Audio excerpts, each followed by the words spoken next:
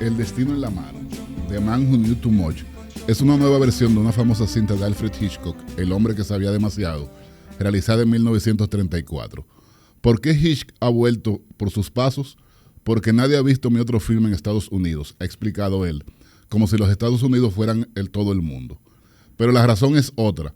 El viejo Hitch poseía los derechos de autor del viejo film y eso, más sus emolumentos como director-productor, hacen ascender sus honorarios a un porcentaje que le garantizará $1 milloncejo neto en menos de un año, con lo que Hitchcock demuestra que él es el hombre que sabe demasiado.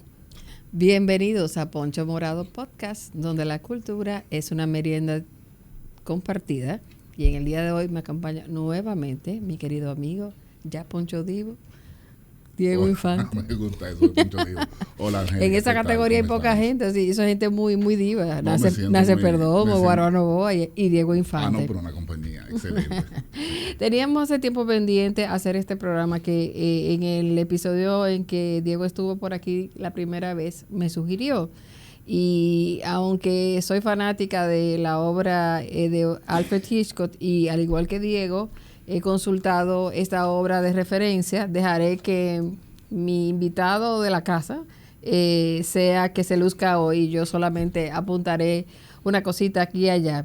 Diego, cuéntanos la obra, El cine según Hitchcock de François Truffaut. ¿Cómo se origina? ¿Qué tiempo le tomó a ambos directores hacer ese intercambio, que fue una entrevista, pero que ahora, gracias a que ha sido publicado, es el manual básico para cualquier director de cine y una lectura muy disfrutable para cualquier amante del cine, sobre todo por el sentido de humor del entrevistado? Bueno, mira, Angélica, lo primero es que ese libro, El cine según Hitchcock, tengo un gran amigo que estudió cine, es director de fotografía dominicano, y él siempre me ha dicho que en ese libro él aprendió más de cine que en varios años de academia estudiando cinematografía. Porque al fin y al cabo es una discusión de altura sobre cine, sobre dos de los más grandes directores del siglo XX. Hitchcock, que nació con el siglo, nació en el 1899, y Truffaut, que 33 años menor, nació en el 32, fue uno de los grandes directores de la nueva ola del Nouvelle Vague francés de 60, finales de los 50 en adelante. Y bueno, esa conversación, reitero, es algo donde tú, incluso sin ser cineasta, solamente con que te guste el cine, aprendes bastante. Obviamente, Truffaut, que es el que hace el que busca a Hitchcock para la entrevista, Truffaut era una persona que primero fue un crítico de cine, trabajaba en Le Cahiers du Cinéma, una revista famosa de cine en Francia creada por André Bazin, donde gran parte de los directores de la nueva ola, Chabrol, por ejemplo, también estuvo el mismo Truffaut, trabajaron en ella y eran en principio críticos de cine. Y un día decidieron, bueno, vamos a pasar de la teoría a la práctica y empezaron a hacer cine. Y en esa revista hay algo muy importante en Cahiers du Cinéma, que ellos fueron los primeros que trajeron el tema del cine de autor. Porque ellos entendían que había una distinción, que este director que tomaba la película y que tenía un control creativo sobre la película, un control narrativo sobre la película, y que le daba su propia visión, su propia idea de lo que es el mundo, de lo que es el arte, era un autor al fin y al cabo. Mientras que aquel que simple y sencillamente representaba, por ejemplo, una obra literaria, técnicamente mejor o peor, más que un autor era una persona que ponía en escena, que representaba una obra. Entonces ellos hacían esa distinción, y para ellos uno de los grandes autores del cine en inglés, fuera inglés o norteamericano, era Hitchcock, que no necesariamente era visto de esa manera en Estados Unidos. Así es. Sería bueno, pues, sobre todo para los que no conocen tanto la trayectoria de Hitchcock, poner el contexto, en qué momento de la carrera de Hitchcock. Ya Diego explicó que Truffaut era un joven que estaba haciendo la transición de crítico de cine a director de cine de autor, invita, o más bien solicita, y la anécdota de cómo llegan a la entrevista, no queremos ser spoiler, pero es como todo lo de Hitchcock, una cosa divertida y con algo, con unas notas de misterio. Pero sería bueno que, para quienes no conocen, explicar en qué momento estaba Hitchcock de su carrera. Era muy popular, pero no necesariamente en los Estados Unidos le tenían el respeto que estos jóvenes franceses sí le tenían. En efecto, Hitchcock era obviamente un director popular, un director que generaba mucho dinero, que hacía mucho dinero, y sabía hacer, y para él era un tema sin duda importante, porque ese era su oficio, ese era su trabajo, ese era que él vivía. Para él era un tema muy importante que sus películas tuvieran éxito económico. Sin duda alguna, eso tenía que estar dado por descontado mucho más allá, ya en su adultez, ya después que él era un director de cierto prestigio. Hitchcock empezó siendo director en el cine mudo. Antes de ser director, él era primero era gráfico, hacía arte gráfico para el cine. E ingeniero de profesión, un dato interesante. Ingeniero de profesión, hacía diseño gráfico y fue avanzando dentro de la industria del cine, que era, en ese momento, estamos hablando de los años 20, era muy rudimentaria en Inglaterra, y él fue avanzando en los oficios propios del cine, hasta que un día le dijeron que dirigiera, y él dirigió, y él cuenta esa primera película que dirigió, cómo el presupuesto, que le dieron el presupuesto, cómo él tenía que manejar el presupuesto, tenía que manejar a los actores, tenía que manejar todo lo que era la logística de viajar, etcétera. Y siempre tuvo la ayuda o la participación, que posiblemente no coautora, pero casi coautora, que era su esposa, Alma Reville, que en muchas ocasiones fue su editora de las películas de Hitchcock, y siempre estuvo al lado de él en el proceso creativo y en el proceso de realización de las películas. Esa parte, perdón que te interrumpa, Diego, del libro, es interesante. Primero, es como instructivo para todo el que hace cine con bajo presupuesto, entender cómo este hombre de gran creatividad solucionaba los problemas creativos y financieros de la película. Pero además siempre hay humor donde Hitchcock interviene. Y también datos curiosísimos, por ejemplo, que él fue a filmar escenas, por ejemplo, de la vida nocturna, cuando él realmente era un hombre joven que no había tenido tantas experiencias con damas, y mucho menos en situaciones así como de cabaret. De hecho, Alma, sí, yo creo que sí, fue la primera novia. Yo creo que él lo explica, que él en algún momento él explica que él tenía 23 años y que él no había tenido ningún tipo de relación con una mujer. Estamos hablando de una persona con una educación no victoriana, porque no la época, pero bastante cercano. Un padre que era estricto, que un día lo llevó y lo dejó unas horas, cuando era niño, lo dejó en un cuartel preso como castigo. Y a partir de ahí Hitchcock dijo que siempre tuvo mucho temor a la policía. Siempre para él algo de lo que más temía era. Y por eso en su película nunca el policía resuelve el misterio o el crimen, sino personas comunes, las personas ordinarias. Él tenía un bajo criterio de los policías, por lo visto. Y además de todo, él eso mismo dice, que él no era un hombre de mundo, por decirlo así. Era una persona naif, una persona ingenua, una persona muy inteligente, con una gran capacidad creativa, según se puede ver, pero no tenía ese conocimiento del mundo como tal. Y eso es algo que se ve a través de todas sus películas, porque si bien él no tenía ese, como él dice, que a los 23 años no tenía experiencia sexual ni todo, a través de su película tú ves que el erotismo y todo el tema sexual está bien planteado de una manera siempre sutil, pero que tú te das cuenta a través de gran parte de su obra. Principalmente su obra ya de más adulto, de los 50, que ya era un hombre de 50 y pico de años. Y disculpen. No pasa nada. Seguimos adelante. Y entonces nada, para volver al tema, Truffaut, siendo joven, siendo crítico de cine, ya habiendo tenido éxito como director, ya en el momento de la entrevista ya le había dirigido 3 películas, 2 de ellas con gran éxito de crítica, como Los 400 golpes, como Jules y Jim. O sea, que era un tipo que tenía ya una altura per se para tener una conversación tú a tú con Alfred Hitchcock, pero no era Alfred Hitchcock, en el sentido de había una diferencia de edad, empezando por ahí, y además de todo, Hitchcock era el objetivo de la entrevista. Es muy admirable, Diego, la preparación de Truffaut para hacer esta entrevista. Sí. Amén de que vio todas las películas, ¿verdad? Eso uno se lo imagina, sino el orden de las preguntas, o sea, hay preguntas sobre escritura, preguntas sobre realización, sobre presupuesto, y vale mucho la pena encontrar, además del libro, que ese libro yo lo he visto en encuesta y por supuesto está en Amazon, aparece fácil. Le dije, Diego, yo no sé si tú lo sabías, Diego, pero la Cinemateca Nacional de Francia subió la entrevista a YouTube y yo he venido leyendo y oyendo. Du commissariat. The Quand son père l'avait fait police enfermer. station when your father had you locked up. Est-ce que c'est une histoire vraie? Is that a true story?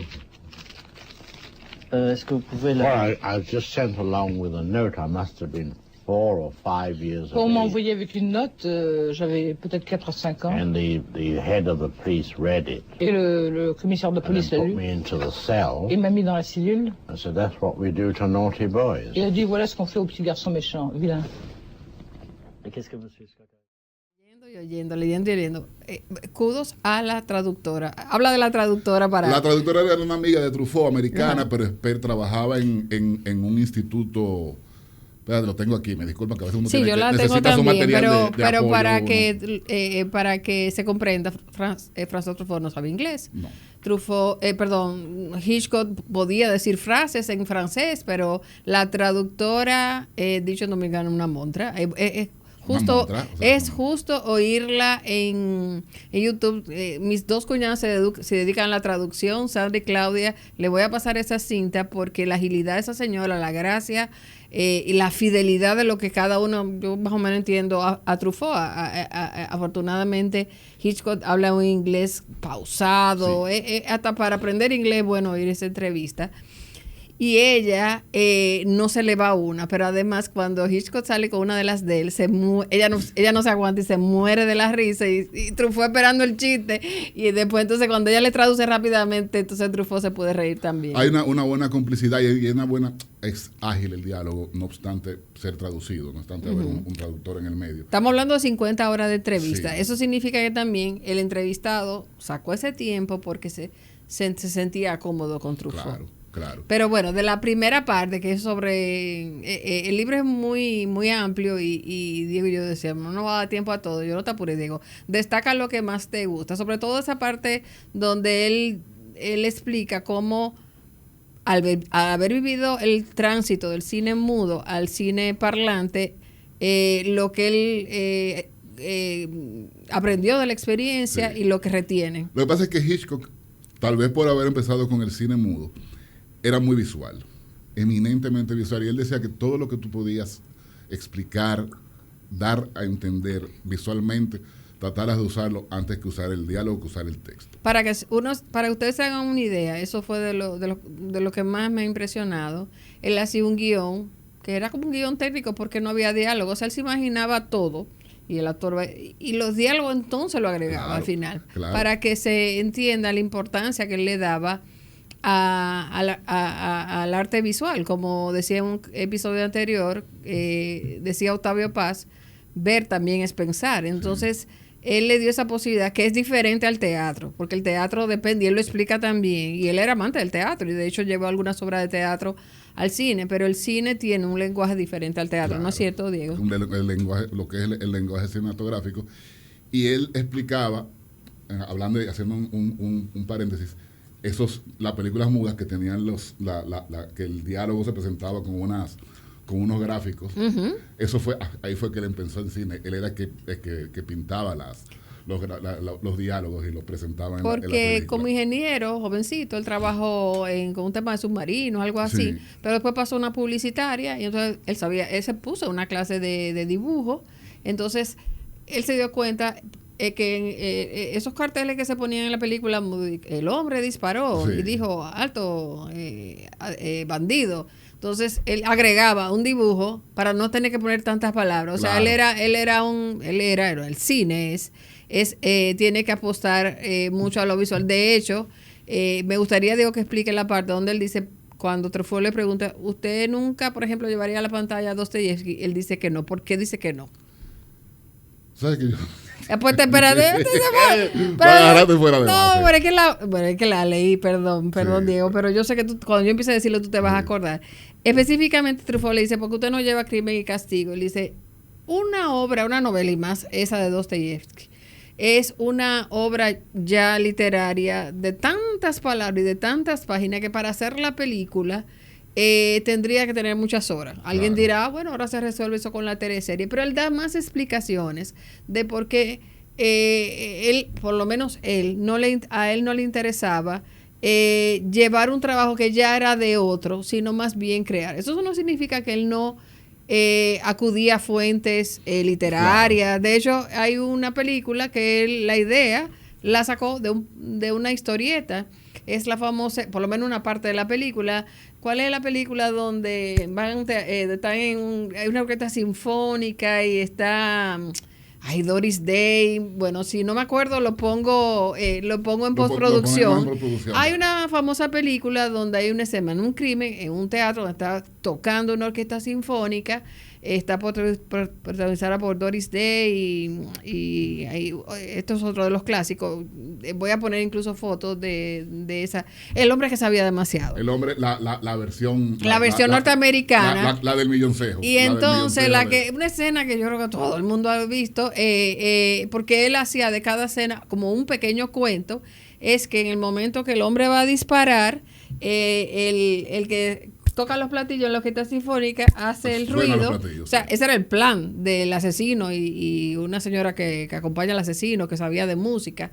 Y él cuenta que esa historia, él la sacó de un paquito, de un cómic que él leyó sobre un músico y él va contando que salía de su casa, se sentaba en la orquesta sinfónica, mientras los violinistas y todo el mundo estaba chiqui, tocando. Su único momento de gloria era tocar en ese momento. Y dijo, ahí yo voy a hacer mi historia de un asesinato. O sea, él tenía diferentes fuentes, pero te oigo a ti, a Diego. ¿Qué te impresiona? Cuéntame las impresiones que tú tienes. Diego se ha leído este libro 4 veces. Yo no llego todavía ahí, pero Diego lo tiene de consulta. La primera vez que yo leí, bueno, yo no lo leí, después lo vas releyendo por pedazos, etcétera. De hecho, el mío, que no lo traje porque me da un poco de vergüenza, está ya como estos libros que están...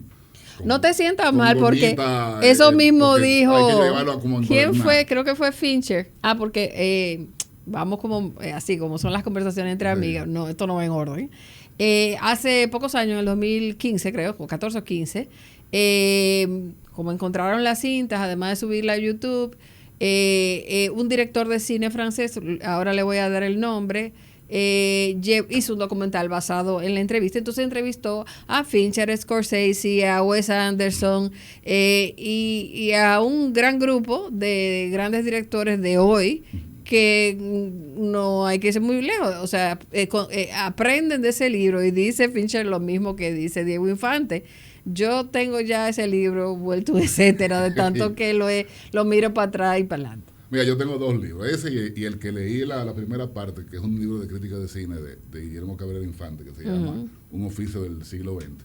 Son 2 libros que yo tengo bien así, releídos con gomita, para que no se vayan en pedazos. También lo tengo digital, pero lo tengo ahí como que son de los... Te quedan algunos libros que tú te gusta tenerlos también en papel y verlos en papel. A mí me impresiona mucho de la entrevista, siempre me impresiona el tema de la conversación entre 2 personas que tú pudieras considerar genios. Que no siempre es difícil, que 2 personas que son genios puedan conversar de una manera como lo hacen ellos. Lo primero es que se nota como digo, Truffaut, que era un director con su nombre ya y con su prestigio, que no era un cualquiera, en la entrevista totalmente le da el protagonismo a Hitchcock. O sea, él está claro desde el inicio que el protagonista de esa y el de esa respeto, todo es Monsieur Hitchcock. Y el respeto va a ser hacia él. Nada de, mira, Alfred. No, y que lo que se está buscando es que el público valore en su real dimensión la obra de Hitchcock. Pero por otro lado está el director, que no era un tipo, hay algunas historias de que no era un tipo fácil, de todas maneras, Hitchcock, que realmente en ningún momento se infla su ego con la entrevista tampoco. es bastante humilde. En el transcurso de toda la entrevista dice lo que le quedó bien, en lo que le falla alguna película lo reconoce sin ningún tipo de problema. Dice, no, esto no me quedó bien, esto no me gusta tanto, esto me gusta más. Incluso de películas que uno entiende que son de sus mejores, tiene alguna crítica de decir, mira, esto no funcionó en esta película. Diego, para los que no conocen tanto la obra de Hitchcock, y aún para quienes la conozcan, porque tú eres un cinéfilo agudo, ¿cuáles son las tres que más te gustan o que te gusta más? Es que a mí me gusta la época, su época ya del 50, 60, principios de los 60 y los 50. Me gusta mucho Vértigo, de Entre los Muertos, me encanta. Me gusta mucho La Ventana Indiscreta, que es Rear Window, que me gusta muchísimo esa película. También la vi recientemente, hace, ¿qué te digo? Menos de un año la volví a ver. Me gusta North by Northwest, que en español es Con la muerte en los talones. Esa no me gusta tanto como las otras que te mencioné. Porque no ha envejecido tan bien. Tal vez porque no ha envejecido tan bien. Tal vez un poquito más cómica de lo que yo quise, de lo que a mí me gustaría, no sé, pero tal vez Gary Grant no es el actor que a mí más o sea, que más me gusta. En el otro estamos hablando de James Stewart, estamos hablando en Vértigo y en Rear Window estamos hablando de James Stewart, mientras que en esta estamos hablando de Gary Grant. Me gusta también mucho, pero es una película difícil de hablar porque es difícil como de explicarla. Los pájaros. Los pájaros es una película excelente, una película que tú la disfrutas mucho. Pero hablar de los pájaros, de todo lo que representa, de lo que esta situación de unos pájaros que se vuelven locos y atacan a la gente, como que no se hace fácil, como que... Diego y Psycho, que no estoy yo no mencionarla. Psycho a mí me gusta, siempre me ha gustado, pero no... Bueno, que no puedo decir que o sea, a mí personalmente me gusta mucho, me la puedo sentar, la puedo ver, pero no es mi favorita, simple y sencillamente. Bueno, es como la más... Sea usted el jurado, pero tiene que ver todas esas y otras que no hemos mencionado. Yo encuentro, por ejemplo, que Hitchcock ha sido bien protegido por estos directores que tributan su obra. Porque, por ejemplo, en el documental tú no viste una mujer directora, porque es que Hitchcock tiene el problemita de que para el feminismo, pues él era un poquito, hay un tema ahí con él. No lo condenan, pero pues un poco ahí como que su personaje femenino no funcionan tan bien en la modernidad. Por ejemplo, veía la de North by Northwest y aunque es una mujer fatal, bueno, es que todo el cine negro está sufriendo una crítica por el feminismo que entiende que da una imagen negativa de la mujer. Pero eso no quiere decir que no hubiese en esa época esa mujer liberada que quizás se acercaba al gangsterismo y tenía pues contacto con la delincuencia. Pero el guionista de esa película hizo un buen trabajo en un momento que Gary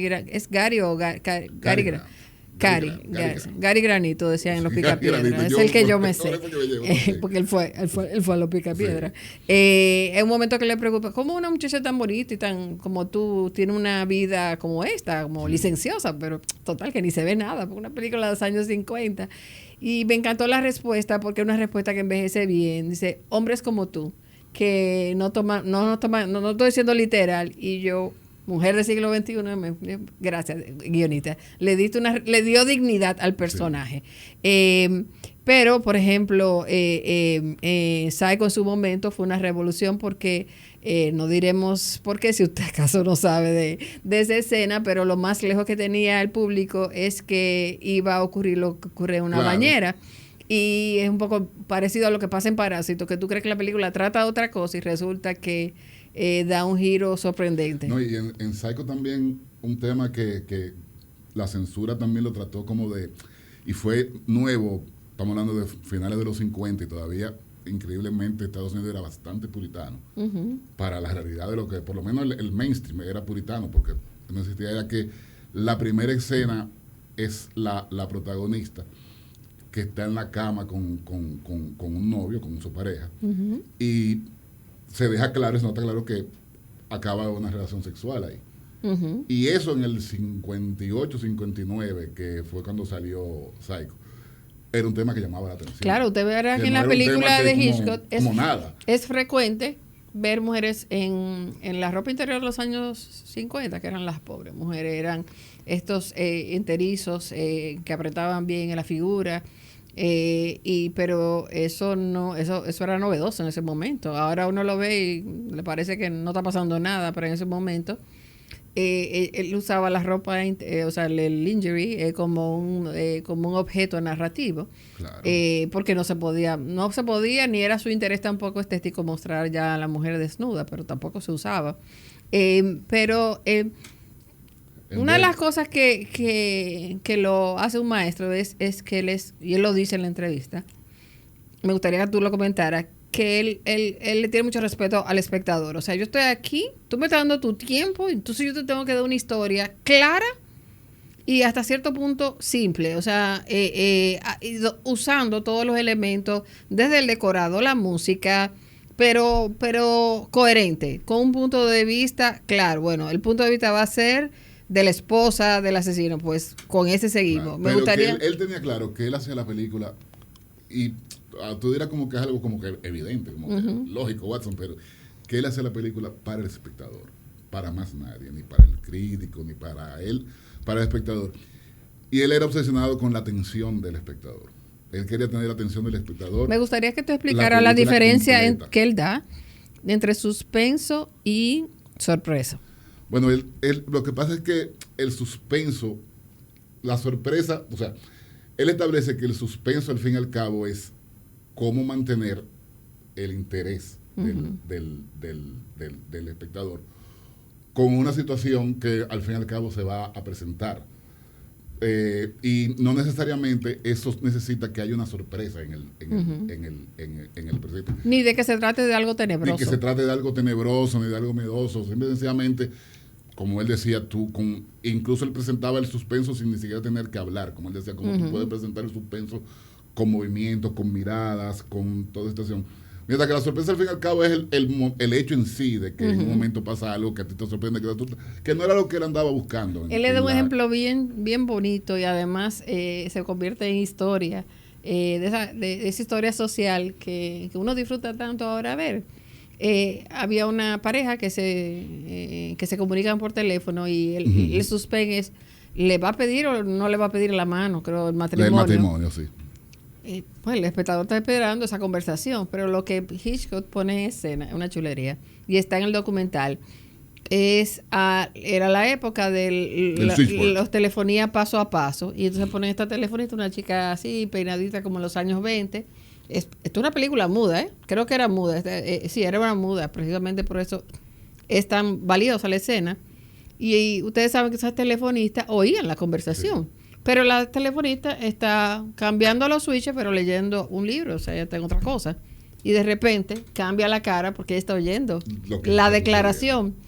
Y se queda como, y suelta el libro y de repente el suspenso de ella a ver qué va a decir la dama, si va a aceptar. Y en la cara de la telefonista uno ve el suspenso. Entonces el ejemplo que él da a Truffaut, el suspenso no es un elemento de miedo, es manejar al...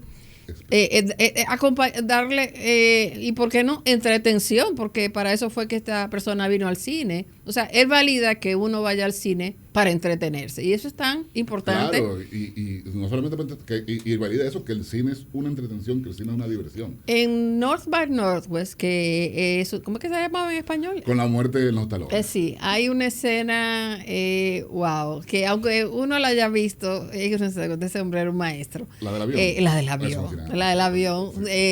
Búsquenla, no quiero contarla, pero es un claro ejemplo de cómo tú tienes que darle información al espectador para que el suspense funcione. Si lo tomas de sorpresa totalmente, no vale. Por ejemplo, un ejemplo que ponía nuestro querido Armando Almanzar, que decía, ese ejemplo es un mal ejemplo de como, esto no es suspense, sino sorpresa. Y mala, decía Armando, yo no estaba de acuerdo con él, y es el personaje de Benny Blanco from the Bronx en Carlitos Way, porque tú no te estás esperando que va a salir al final de la película Benny a matar a Carlito. Armando la acababa esa película y decía, eso es... Es facilón. Es facilón, esa es la palabra. Y es eso no es facilón. suspense, porque No. suspense hubiera sido si tú sientes a Benny viniendo por ahí de alguna Porque manera. Benny, tú lo ves en el minuto 16 Claro, de la película y tú te después lo ves en olvidas. el minuto Tú te 118. olvidas, sí, tú Y te dices, olvidas ajá. de que ese tipo estaba ahí. Sin embargo, en la escena del avión que comentamos, el avión está ahí, pero tú no te esperaste que el avión tenga una importancia en la escena que está ocurriendo, vamos a dejarla de ese tamaño. Hablando también del valor histórico de estas películas también montadas, imagínese, este hombre hacía unas escenas pensando como ingeniero, cuando a Gary Grant sale de Naciones Unidas y se cree que él ha asesinado a un hombre que en realidad no mató, sino que tenía el arma en la mano. Él sale corriendo y sale de Naciones Unidas en una cenital que parece una maqueta, pero una belleza. Sí. Él pensaba en todo. Y te reitero, y era muy visual. En esa representación que él hace, que hablamos de la operadora. Ujú. Fíjate que además del suspenso, él mantiene su postulado de que no hay que hablar. A menos que sea estrictamente necesario, no tiene por qué hablarse. Y él te representa con movimiento, con imagen, lo que que quiere expresar. O sea, que le está pidiendo matrimonio, se dijo que sí o dijo que no. Y eso era lo que él buscaba. Y él entendía que esa era la manera más eficiente de mantener la opinión del espectador agarrada en sus manos. Tú sabes que ¿Entiendes? aprendí, que yo no lo sabía. Él explica que en la época del cine mudo y en la época más antigua del cine, el villano era un hombre o feo, o sea, un actor no agraciado, Sí. vamos a decir así, o andrajoso. Y O como, ¿cómo se dice? Retorcido. O sea, sí, que tenía incluso de incluso ojo, en que- el cine, exacto, en el cine mudo usaba bigote. Lo primero que él hizo fue quitarle el bigote desde que pudo al primer villano en una película de él. Pero luego, ahora estamos tan acostumbrados a eso, pero luego él hizo algo innovador y es que el actor que interpreta, no solamente el actor, que es Mason, sino el personaje del villano en North by Northwest es un hombre sofisticado. Sí. Ya eso es lo más común en cualquier película, pero en ese momento él no solamente lo hace un hombre sofisticado, sino más inteligente que el propio protagonista, que es un poquito manejado por el villano. Sí, el protagonista El balance de no- fuerza después cambia. Es un poco para que la película tenga más Sí, interés, sí. porque si el villano simplemente es malo, ay, pero qué malo. Pero no, es un villano con un nivel de atención. E incluso en otras películas lo que hizo la villanía, dividirla en tres. En como pues los que andaban con el villano, que si la secretaria, que si el otro que era más brutal. Y entonces chulísimo también ver actores que uno vio ya en su etapa más adulta, ver los jovencitos. Sí, Eh, el mismo en Psycho, el mismo Bates, Sí. el que hace el papel, ¿cómo es que se llama este actor? El que hace el papel de Norman Bates. Yo ahora, Ay, que... señora, nosotros sí, sí. a cierta edad uno tiene que andar con Ahorita unos lo busqué, chivos, pero porque la sí, verdad que el actor que hace Norman Bates. Anthony Perkins. Y Martin Landau sale, pero que yo ni lo recuerdo. Y decía, pero yo he visto a este Sí, señor Martin antes. ¿Quién? Landau sale en Sí. North by Northwest, Sí, es que cierto. no tenía el pelo blanco todavía, Sí. que como uno más lo Y recuerda. y en La Ventana Indiscreta, en Rear Window, el villano es Raymond Burr, teñido de rubio. Ok. El de Ironside y Wow, Perry Mason. sí, sí. Ese es el villano en Yo creo que La Ventana Ventana Indiscreta es una de las más referenciadas. Bueno, lo que pasa es que además de lo buena que es, de lo interesante porque la historia no deja de ser interesante, del tipo que está viendo en su ventana trasera porque tiene un yeso en la pierna, lo que pasa es cómo descubre un crimen. Y el suspenso muy bien manejado. Hay una parte que la novia del protagonista, Que es Grace Kelly. que es Grace Kelly, sale con investigar y él está viendo, y el suspenso es sumamente fuerte ahí, y la preocupación de que le vaya a pasar algo a ella y la impotencia que él siente porque él no puede irla a defender porque ella está en el apartamento del villano. Una de las cosas que Hitchcock, en la que Hitchcock hizo un maestro, es en darle información a la audiencia, o sea, al público, que los personajes no tienen. Por ejemplo, en esa, que Grace Kelly, o el personaje que Grace Kelly interpreta, está abriendo unas gavetas en casa del asesino, Sí. pero nosotros estamos viendo al asesino que está Que el llegando. asesino está llegando. Entonces, por eso es que estos directores y nosotros nos gusta tanto volver a Hitchcock para degustar mejor el cine. ¿Qué otra cosa te gustaría agregar? Mira, en cuanto a La ventana indiscreta, ya que nos metimos en esa película, Ujú. me gusta mucho la relación, como él presenta la relación de Grace Kelly como estamos hablando del tema de cómo él representa a la mujer. En este caso él presenta a Grace Kelly como una mujer totalmente sofisticada, una mujer totalmente avanzada, una mujer profesional, creo que trabaja en una revista, creo que es periodista que trabaja. Y reitero, 1954 es, creo, la ventana indiscreta. Hay una escena que yo imagino lo que sería eso en 1954, es que el tipo está en su casa con un yeso de la pierna completa, con la pierna para arriba, y ella llega, que es su novia, no están casados, y llega con su maleta y dice, aquí yo voy a dormir esta noche, aquí en esta casa. Ujú. Todo lo que eso quiere decir en el 1954, que ahora no tiene ningún tipo de importancia, ahora es algo bastante normal. En el 1954 eso era algo bastante atrevido presentarlo, mucho más en una película que era totalmente de matiné.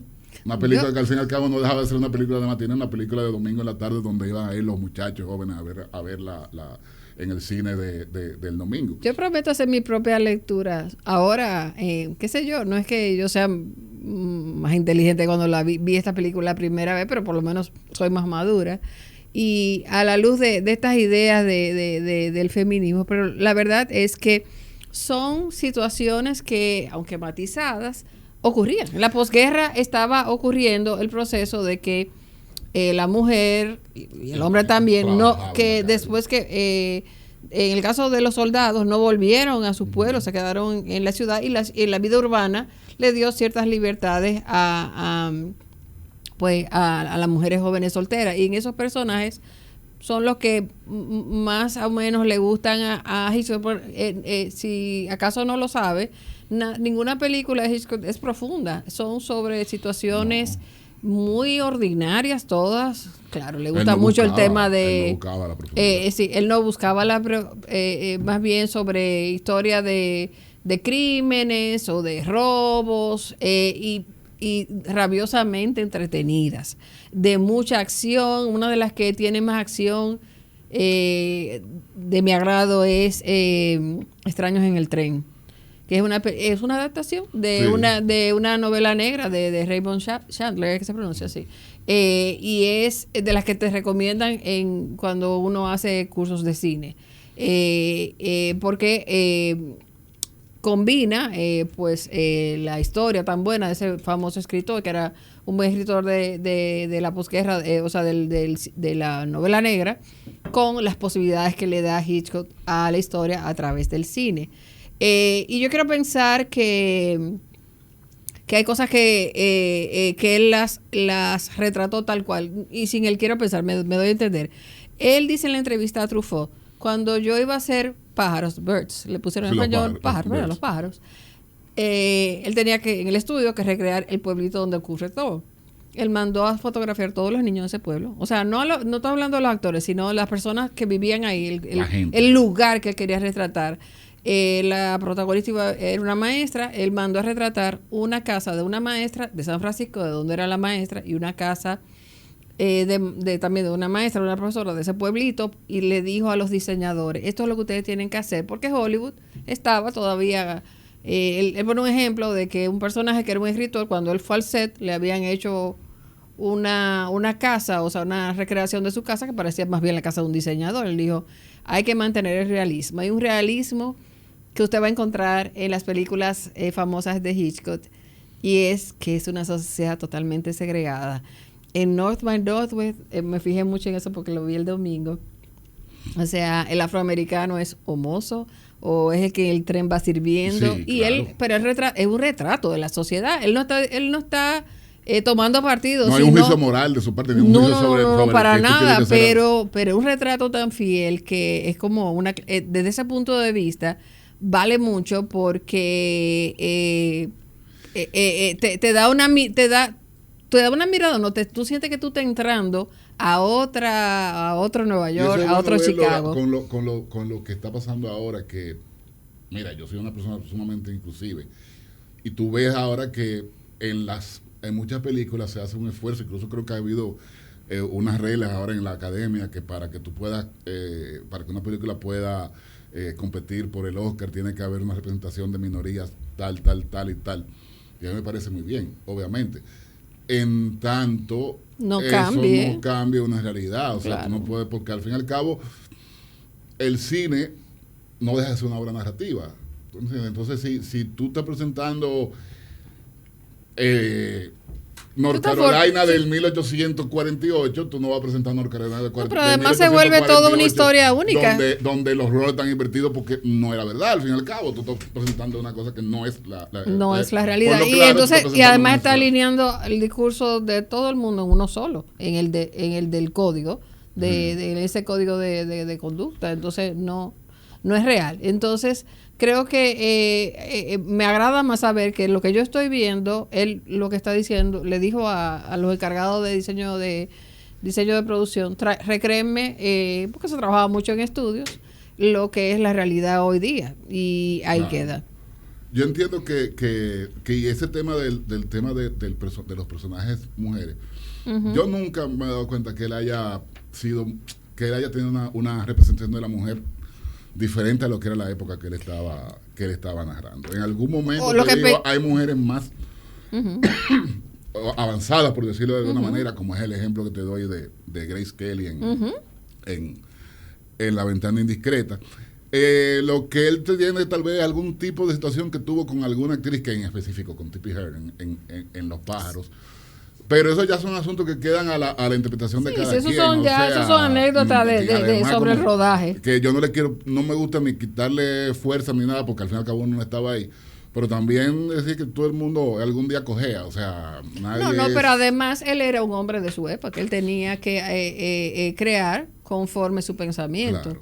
Y por lo menos hasta la que he visto de nuevo no me causa disconfort, pero tú sabes que hay gente que se va más lejos y porque la mamá en Psycho era como era, sí, y le buscan la sí. quita pata al gato, pero cuando en realidad Hitchcock lo quería hacer una buena historia del crimen. Claro. No estaba buscando el origen psicológico de por qué ese hombre y su mamá tenían y la esa... villanía y el villano no tenía sexo al fin y al cabo. El villano podía ser un día una mujer o un hombre quien le conviniera a su película, al fin y al cabo, lo que él estaba representando. Yo no creo que fuera un tema de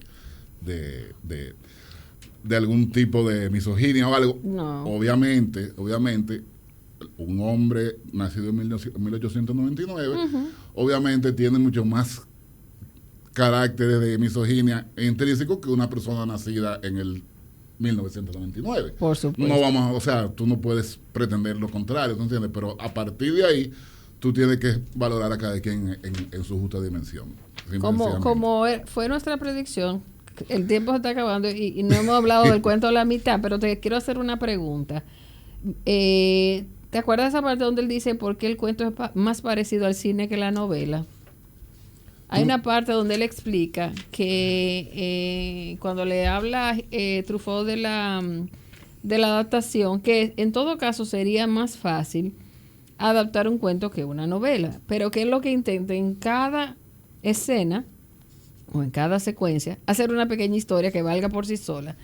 Leía ese al mismo tiempo, veía como en YouTube ahora aparecen muchas de esas secuencias famosas en extractos así de 2, 5 minutos. Yo, wow, qué pena que Hitchcock no alcanzó a conocer las plataformas, porque estos medios le han dado valor a ese punto de vista que él tenía, es decir, a esa forma de crear de cada escena debe ser una experiencia en sí misma. Claro, y debe adaptarse a sí misma. Además de la película, ¿no? O sea, hay una narrativa ahí. Otra cosa que también ellos conversan con mucho interés, y hay que destacar la humildad la humildad y el respeto que le tenía a Truffaut, pero la buena preparación con la que fue la entrevista, y es cómo, llegado el cine sonoro, entonces Hitchcock aprovecha esos elementos para, con un grito en una primera escena. O sea, hay una película que empieza con un grito de una mujer.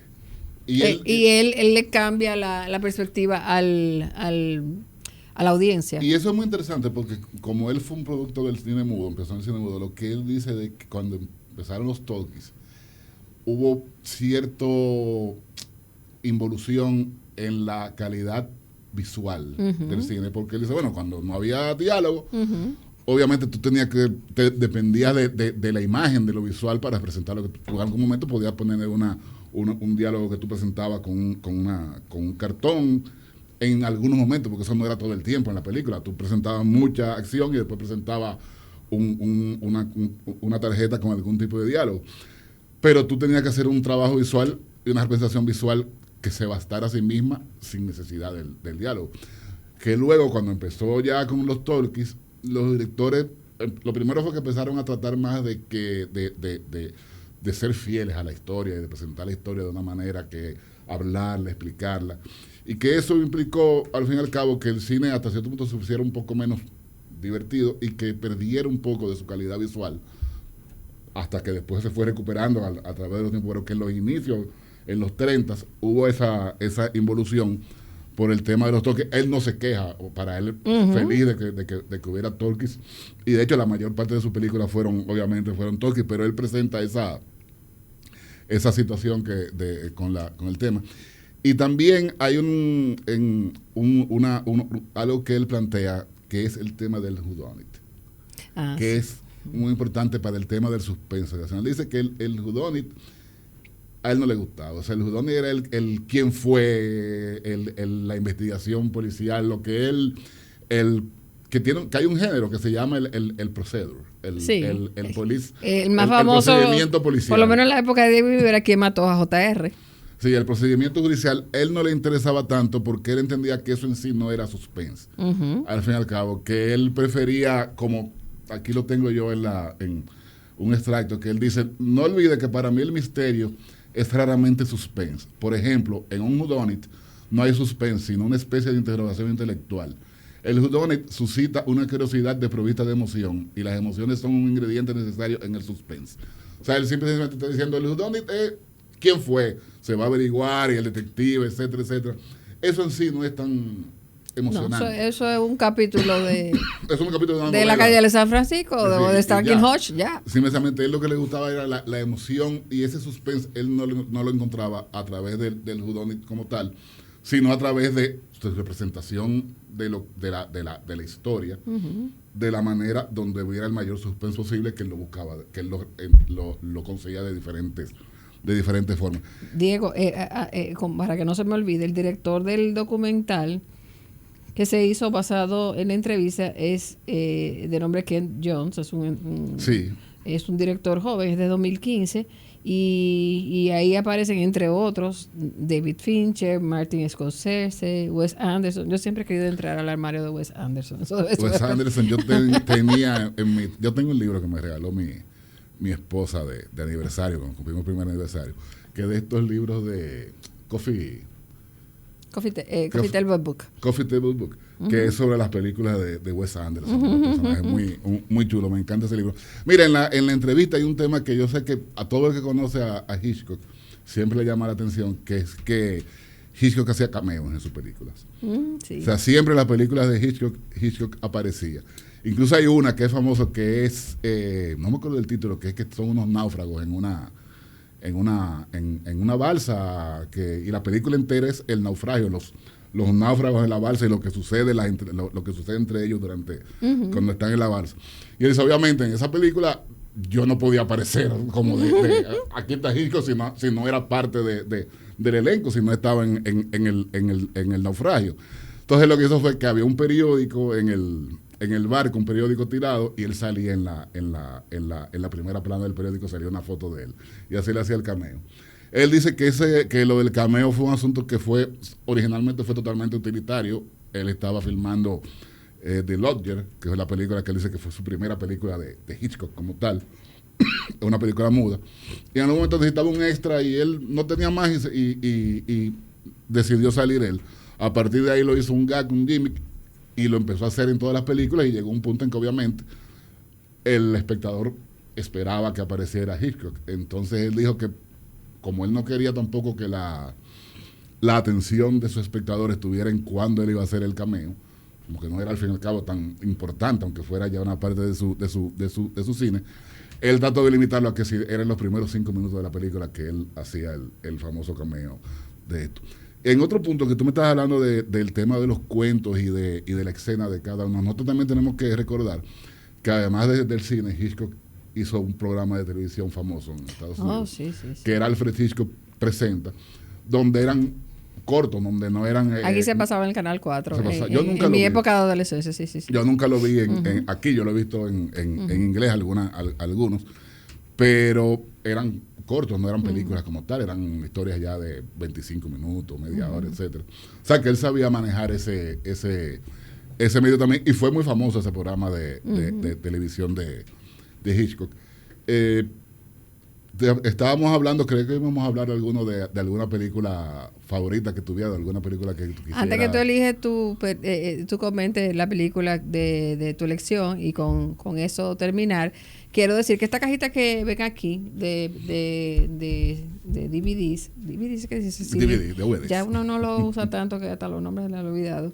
Es una colección de las primeras películas del director, sus mudas, varias, todas mencionadas en la entrevista de Truffaut. O sea que si usted es un hitchcockiano de línea dura, tiene que pasar por aquí. Vale mucho la pena. ¿Y tú tienes DVD player? Lo tengo en la computadora, en la Mac. Digo, lo que era la Mac, yo no sé una No, cosa. una curiosidad, Una cosa porque- refurbished que hicieron mis hijos. Pero ahora dejo que Diego despida con su comentario sobre una de las grandes obras de Hitchcock. Por decir mi favorita, no sé tan, hay muchas películas. Me gustan mucho, por ejemplo, El Saboteador, que es una de sus primeras películas, donde hay una escena al final en la Estatua de Libertad que es muy, muy graciosa y muy interesante. Pero a mí siempre me ha gustado mucho Vértigo, de Entre los Muertos, que es la historia que es con James Stewart, que es el protagonista. También trabaja esta actriz Ay, sí, ¿cómo era? La que tenía amores Kim con... Novak. ¿Era con Ramfi o Que con...? tenía amores con Ramfi. No era con No el era con otro. Ramfi. No, Era con no, Ramfi. era con Ramfi, creo que Era- tenía amores Kim Novak. Yo Pero pensaba bueno, que era con... ¿cómo que se llama el otro? El otro con Porfirio Rubirosa. Con Porfirio No, era Rubirosa. con Bueno, Ramfi. quizá con los dos. Que yo tenía. Bueno, ya sabremos. claro que Aquí tenía. no nada contra ti, pero es que Sí. esos chicos eran muy La verdad traviesos. que tenían unas amistades. Pero bueno, el hecho es que esta película es una historia de una obsesión de un hombre por una mujer. Y no vamos a contarla. Bueno, es un tema donde a una persona ve la muerte de una mujer, y a partir de ahí se encuentra luego con una mujer muy parecida y trata de convertir a esa mujer en la que murió previamente. Pero de convertirla, te estoy diciendo físicamente, de convertirla, de vestir, etcétera. Y a partir de ahí hay una historia obviamente de misterio, hay un suceso, un crimen que se comete en la película. Pero a mí lo que más me gusta de esa película, empezando por los títulos. Esa película, cuando tú la ves, los títulos son que tú dices, para la época donde salió esa película, el 57, 58, tú dices, oye, estos títulos que tiene esta película, es como colorido, brillante, pero como... Me imagino que para esa época eso era lo más moderno de la bolita del mundo, o sea, como unas imágenes así como si fueran fuegos artificiales, pero no son fuegos artificiales, sino en los títulos. Y luego me gusta mucho la colorización que él hace, y él habla en el libro de la colorización de los verdes que él utiliza. Me gusta las cosas que deja dicha la película. Hay una escena famosa donde él rescata a Kim Novak del agua, que se tira al mar, y la lleva a su casa, y ella amanece en la casa de este tipo, que no es su pareja ni nada. Amanece en este tipo, y lo que representa es que ella amanece arropada, pero se nota que está desnuda debajo de la sábana, y se ve como se ve el vestido que está colgado, como secándose en un sitio. Y como se nota que al fin y al cabo la información que él te está dando es que él la vio desnuda, y cómo se va creando la obsesión.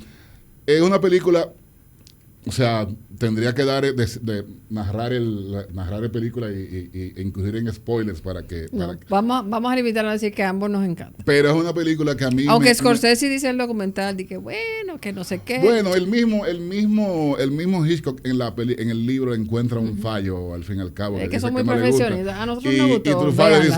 dice, hombre, vamos a ser más serios. Pero a mí esa película me gusta mucho. A mí también. Y es una película, me gusta mucho donde está filmada en San Francisco, está filmado, sale en el puente, el Golden Gate, preponderantemente, y en una, ¿cómo se daría el nombre? Una mission, es que se llama, donde sucede el clímax de la historia, en una misión de estas españolas que había en California, que eran unas edificaciones bastante típicas. A mí esta película, te digo, una de mis películas favoritas. Puede ser graciosa la película, en algunos momentos es graciosa, pero no es para nada una comedia. Y te digo, es interesante verla, es bonita, visualmente hablando, una película muy preciosa.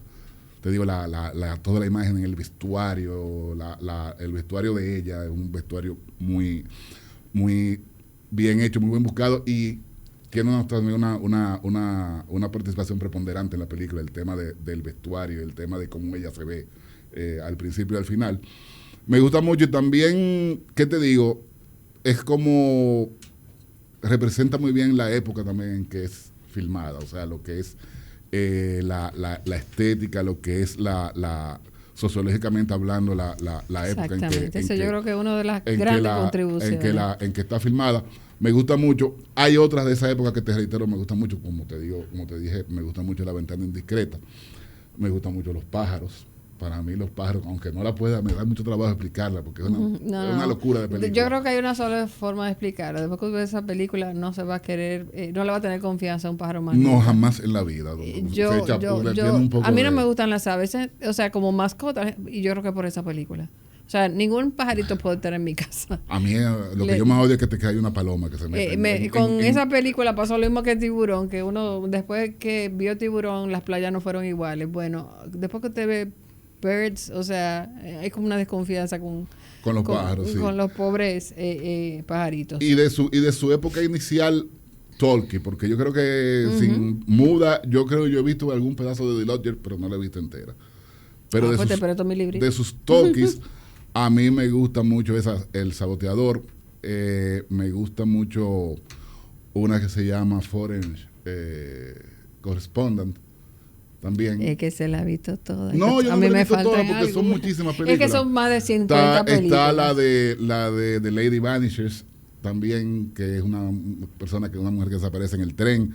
Esas películas de sus inicios son bastante interesantes, algunas son más cómicas que otras, pero me gusta más su época de los 50, principalmente la etapa de los 50, donde ya él era un director con más fama y además de todo tenía ya podía utilizar el color, tenía dinero para filmar, o sea, podía hacer unos productos excelentemente terminados, y él tenía una calidad técnica increíble.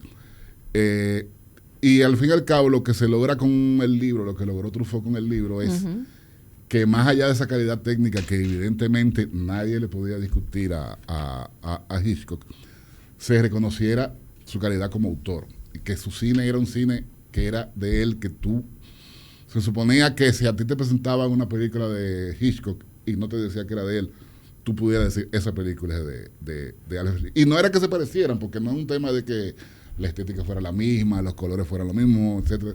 Es que tenía una representación visual y una representación narrativa que obviamente tú tenías que decir, podías llegar a la conclusión de que era una película de Hitchcock. Y especialmente me gustaría aunar a tu idea, una que leí del libro, es que si él decía, uno siempre tiene fortuna creativa, y eso es un mensaje para todo el que de alguna manera hace un trabajo creativo. Incluso hay trabajos que no son de la economía naranja que ameritan cierta creatividad, hasta las profesiones liberales. La fortuna, él decía, la fortuna creativa está ahí, es cuestión de descubrirla, de trabajarla.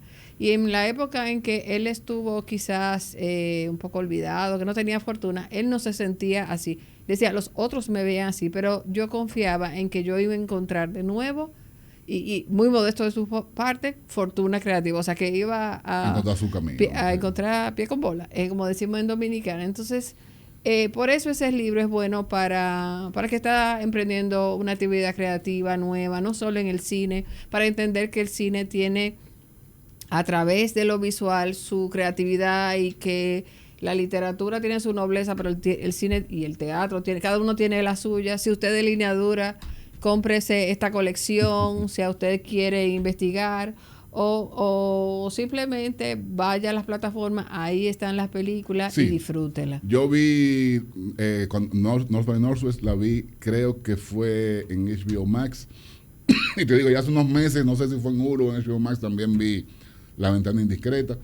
La volví a ver, o sea que, y creo que Psycho está también. Sí, y además como le comenté, la entrevista está completa en YouTube, en el idioma en que fue hecho. O sea, la entrevista hablada en su inglés británico muy claro por él, y la traductora ayudando a Truffaut. Es interesantísimo. Debo decir que haciendo este trabajo he encontrado muchos podcasts ya bien sofisticados. Digo, Diego sabe mucho, él está aquí de modesto diciendo cosas muy sencillas, pero Diego no solamente un gran cinéfilo, sino un gran lector. Hay muchos podcasts solamente sobre ese tema, y casualmente, Diego, esta semana y la pasada, Rubén Lamache, nuestro querido amigo, escribió en acento sobre Hitchcock, porque Hitchcock es un referente para todos nosotros que somos amantes de las bellas artes, en especial las artes visuales. Señores, váyanse a ver Hitchcock, y como siempre digo, gracias, Diego. Mira, una cosa finalmente. Ya podemos, esta imagen, no sé si se verá aquí en la... No te apures, la ponemos en postproducción. Siempre me ha gustado mucho esa foto, porque además de que están Hitchcock y Truffaut, como representa bien o sea, él arriba, y él, que no es que está como menospreciado abajo, pero mirando al maestro con respeto, al maestro con cariño. Siempre hay eso, siempre en el libro siempre hay eso. O sea, es un maestro en ciernes entrevistando a un maestro ya consumado. Bueno, le hemos dado a Alfred Hitchcock y François Truffaut de mil formas. Yo les recomiendo buscarlo y disfrutarlo. Diego, de nuevo, muchísimas gracias. No, gracias a ti. Ve pensando cuál es el próximo que vamos a hacer. Bueno, tenemos ahí de libros de cine, creo que es un buen tema. Yo te tengo uno, pero vamos a dejar el suspense. Está bien. Y como siempre digo, cambio y fuera.